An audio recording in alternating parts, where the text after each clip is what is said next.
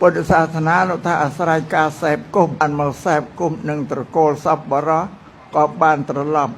វិលខ្លួនដែលជាអសប្បុរសនឹងឲ្យទៅជាសប្បុរសនឹងគេដែរពាក្យថាសប្បុរសជាភាសាបាលីប្រែជាខ្មែរថាអ្នកដែលស្ងប់ពួកសប្បុរសគឺពួកអ្នកដែលស្ងប់អីថាស្ងប់កាយស្ងប់វាចាស្ងប់ចិត្តដល់អ្នកដែលមិនស្ងប់នឹងគេហៅអសប្បុរសនឹងបានមកសែបគុំនឹងសប្បុរសក៏ផ្លាស់ប្ដូរទៅជាអ្នកស្ងប់នឹងបានព្រះសម្មាសម្ពុទ្ធលោកទ្រង់សម្ដែងថាកិរិយាដែលសែបគុំគឺមករួបរวม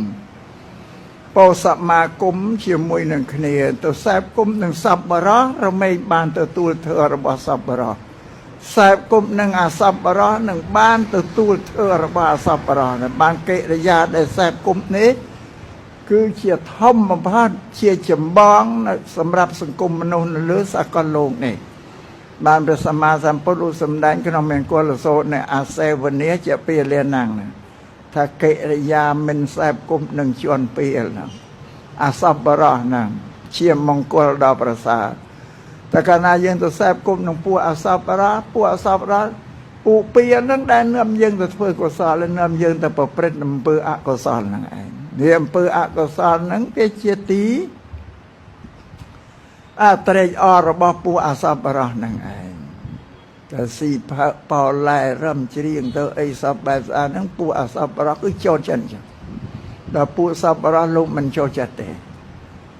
អំពើស៊ីផើប៉ោឡែរំច្រៀងអាហ្នឹងគេថាវាអត់ស្ងប់ធ្វើចិត្តធ្វើកាយវាចាចិត្តមនុស្សរបស់នោះឲ្យមានកិលេសនោះសម្ផលគ្រូតក្រៀតឡើងបងនេះសម្រាប់ទៅសែបគុំនឹងអសប្បុរសតែសែបគុំនឹងសប្បុរសលោកនាំបញ្យល់ឲ្យបុគ្គលនឹងស្ដាប់ទទួលយកបានទៅក៏អប់រំកាយវាចាចិត្តយើងខ្លួនឲ្យបានទៅជាអ្នកស្ងប់គេហៅថាអសប្បុរសហៅថាសប្បុរសនឹងសូមញោមញាតិជ្រាបដូចជា